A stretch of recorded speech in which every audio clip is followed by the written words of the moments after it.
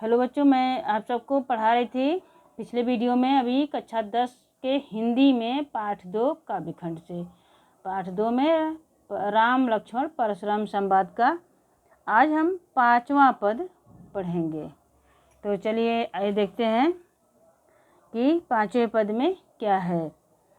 तुम हतौ काल हाँक जनु लावा, बार बार मोहि लागी बुलावा। सुनत लखन के बचन कठोरा, परसु सुधारि धरेऊ कर घोरा। अब जन दे दोषु मोहि लोगु, कटुबादी कर बालकु बध जोगु। बाल बिलोकी बहुत मैं बाँचा, यह अब यही मनु निहार भाषा साँचा। कौशिक कहाँ क्षमीय अपराधु, बाल दोष गुण गणहीन साधु। खर कुठार में अरुकन कोही, आगे अपराधी गुरु द्रोही। उतर देत छोड़ी बिनु मारे, केवल कौशिक शील तुम्हारे। न ते यही काटि कुठारा कठोरे, गुरहि उरिन होतहि श्रम थोरे। गाधि सुनु कह हृदय हसी, मुनिहि हरियरे सूझ। अय मैं खान न उखमय, अजहु न बूझ अबूझ। बच्चों, इसको सबसे पहले आइए देखते हैं इसका शब्दार्थ। कालू मृत्यु, कालू यानी मृत्यु। मोहि लागी मेरे लिए, सुधार संवार कर। घोरा भयंकर, बध जोगु वध करने के योग्य। मरनिहार मरने के योग्य। साँचा वास्तव में। क्षमीय क्षमा कर दो। अकरुण करुणाहीन निर्दय। कोही क्रोधी। गुरुद्रोही गुरु का अपमान करने वाला। शील व्यवहार। उरिन ऋण मुक्त। गाधी सुनो, गाधी के पुत्र अर्थात विश्वामित्र। अयमय लोहे का बना हुआ। ऊखमय गन्ने का बना हुआ। अजहू अब भी, अबुझ अज्ञानी। अब इसका भावार्थ देखते हैं। तुम तो कालु हाँक जनु लावा, बार बार मोहि लागी बुलावा। लक्ष्मण परशुराम से कहने लगे कि आप तो मानो मृत्यु को हाँक लगा लगा कर अर्थात आवाज दे देकर मेरे लिए बुला रहे हैं। सुनत लखन के वचन कठोरा, परस सुधार धरेऊ कर घोरा। लक्ष्मण जी की कठोर बातें सुनकर परशुराम ने अपने फरसे को संभाल कर हाथ में ले लिया और कहने लगे, अब जनि देई दोषु मोहि लोगु, कटुवादी बालक बध जोगु। क्या कहने लगे कि आप लोग अब मुझे इस बालक के वध के लिए दोष मत देना, क्योंकि यह बालक कटु वचन कहने के कारण वध के योग्य है। बाल बिलोकी बहुत मैं बाँचा, अब यहु मर निहार भा साँचा। मैं तो इसे बालक समझकर अब तक बहुत बचाता रहा, परंतु यह वास्तव में ही मारने योग्य हो चुका है। खर कुठार कौशिक कहा क्षमीय अपराधु, बाल दोष गुण गणहीन साधु। मैं तो इसे बालक समझकर अब तक बहुत बचाता रहा, परंतु यह वध करने के योग्य ही है। यह सुनकर विश्वामित्र ने परशुराम से कहा, हे परशुराम जी, आप तो साधु हैं। साधुजन बालकों के गुणदोषों पर अधिक ध्यान नहीं देते, इसीलिए आप इसे क्षमा कर दीजिए।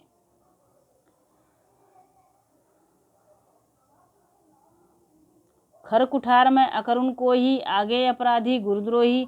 तब परशुराम बोले कि हे विश्वामित्र जी, आप जानते हैं कि मैं बहुत निर्दय और क्रोधी स्वभाव का हूँ। क्रोही यानी क्रोधी। खर कुठार मैं अकरुण कोही, तो मेरे हाथों में ये जो तेज कुल्हाड़ी है, मेरे सामने जो मेरे गुरु का अपमान करने वाला अपराधी भी खड़ा है। उत्तर देत छोड़ी बिनु मारे, केवल कौशिक शील तुम्हारे। वह बार बार जवाब तो केवल प्रेम बार बार वो जवाब दिए जा रहा है। इतना होने पर भी यदि मैं इसे बिना मारे छोड़ रहा हूँ तो केवल प्रेम और सद्भाव के कारण, नहीं तो अब तक मैं इसे कठोर कुल्हाड़ी से काटकर थोड़े से ही श्रम से गुरु से उरूढ़ हो गया होता। गाधी सुनु कह हृदय हसी, मुनि ही हरिहरे सूझ। परशुराम की बात सुनकर के विश्वामित्र अपने मन में हंसे और सोचने लगे कि देखो मुनि परशुराम को कैसा हरा ही हरा सूझ रहा है।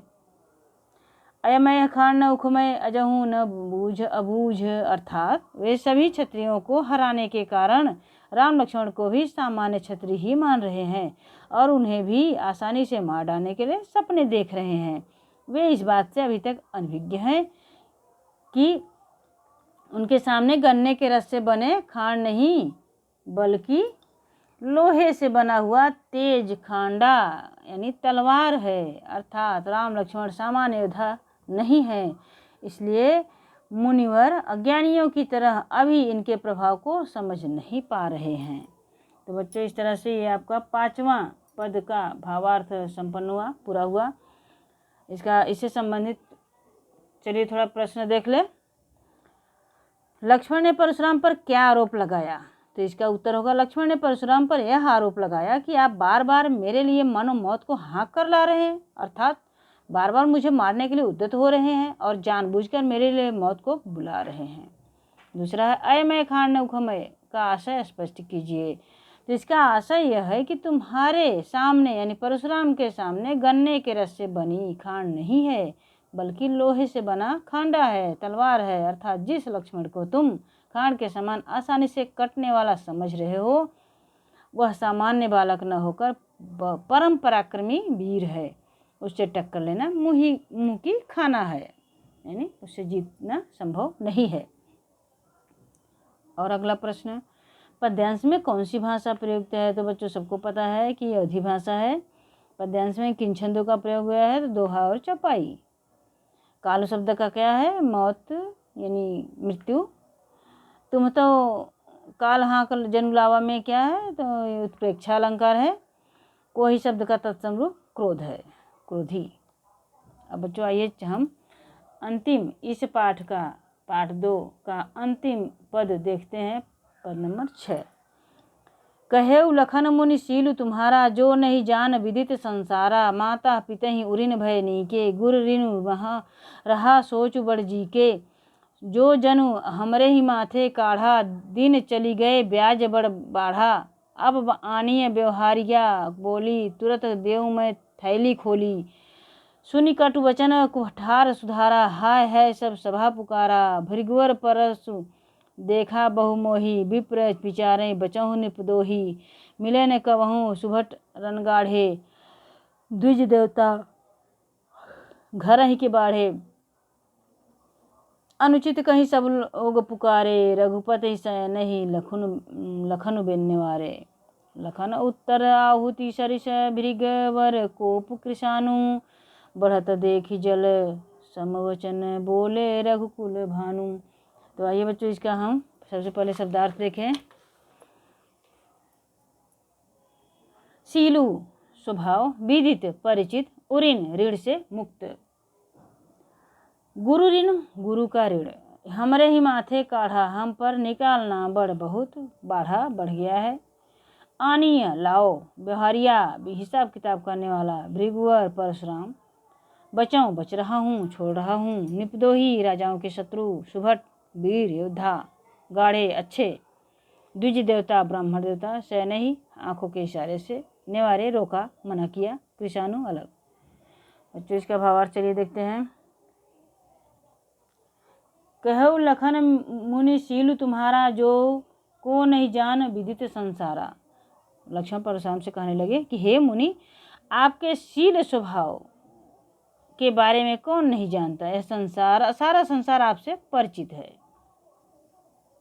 माता पिता उरिन भय नीके गुरु ऋण रहा सोचू बड़ जी के, आप अपने माता पिता के ऋण से तो अच्छी तरह से उऋण हो चुके हैं, इसलिए अब आप पर गुरु का ऋण ही शेष बचा है, उसे उतारने की ही चिंता आपके मन में है। सो जनु हमारे ही माथे काढ़ा दिन चली गए ब्याज बड़ बाढ़ा, आप मुझे मारकर शायद गुरु के ऋण से मुक्त होना चाहते हैं, यह आपके लिए ठीक भी है। दिन भी बहुत हो गए हैं, अब तक तो आप पर गुरु ऋण का ब्याज बहुत बढ़ गया होगा। अब आनी व्यवहारिया बोली तुरंत देहू में थैली खोली, इसलिए अब किसी हिसाब किताब करने वाले को बुला लीजिए, मैं तुरंत अपनी थैली खोलकर चुका दूंगा। सुनी कटु वचन कुठार सुधारा, हाय हाय तब सभा पुकारा। लक्ष्मण के द्वारा कहे गए कटु वचनों को सुनकर, कटु वचन यानी कड़वे वचन को सुनकर, कड़वी बात सुनकर के परशुराम ने अपना फरसा साध लिया यानी संभाल लिया मारने के लिए। सारी सभा में क्या हो गई, हाय हाय की पुकार मच गई। भृगुवर परशु देखा वही मोही, विप्र विचारी बचौ निपदोही। लक्ष्मण ने फिर से कहा, भृगुवर परशुराम जी, आप मुझे अपना फरसा दिखा रहे हो और आपको ब्राह्मण समझकर बार बार लड़ने से मैं मना कर रहा हूँ। मिले न कबहूँ सुभट रणगाढ़े, द्विज देवता घर ही के बाढ़े। हे क्षत्रियों के शत्रु, लगता है आपका युद्ध भूमि में कभी पराक्रमी वीरों से पाला नहीं पड़ा, इसलिए हे ब्राह्मण देवता, आप अपने घर में ही अपनी वीरता के कारण फूले फूले फिर रहे हो।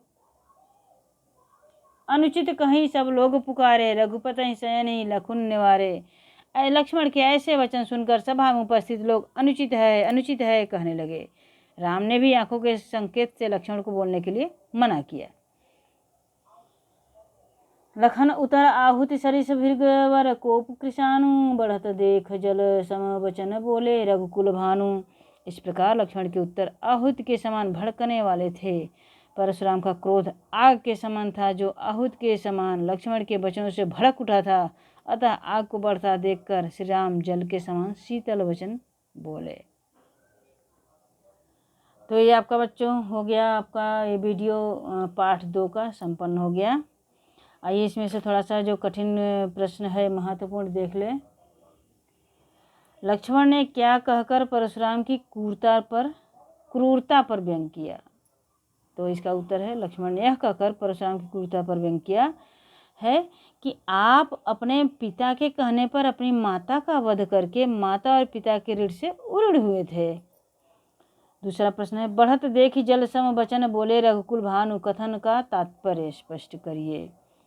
तो इसका तात्पर्य यह है कि परशुराम का क्रोध आग के समान था, जो लक्ष्मण के आहुति के समान वचनों से भड़क उठा था। उस आग को बढ़ता हुआ देखकर श्री राम ने जल के समान शीतल वचन बोलकर उसे ठंडा किया। अगला प्रश्न, यह संवाद किन किन में हो रहा है? तो यह संवाद लक्ष्मण और परशुराम के मध्य हो रहा है। लक्ष्मण ने क्या व्यंग किया? लक्ष्मण ने परशुराम पर व्यंग किया कि आप माता पिता के ऋण से मुक्त हो गए हैं, अब आप पर गुरु ऋण शेष बचा है, उसे उतारने की चिंता आपको सता रही है। अगला प्रश्न है, लक्ष्मण के संवाद सुनकर परशुराम ने क्या प्रतिक्रिया व्यक्त की? लक्ष्मण के संवाद सुनकर परशुराम ने क्रोध में आकर अपना फरसा प्रहार हेतु साधा। इन पंक्तियों में यानी उपर्युक्त पंक्तियों में परशुराम के स्वभाव की कौन सी विशेषता दृष्टिगोचर हो रही है यानी दिखाई दे रही है? इन पंक्तियों से परशुराम का क्रोधी व अविवेकी स्वभाव दृष्टिगोचर हुआ है। अगला प्रश्न, रेखांकित पंक्ति का भाव स्पष्ट करिए। तो इसका है कि लक्ष्मण ने कहा कि परशुराम जी,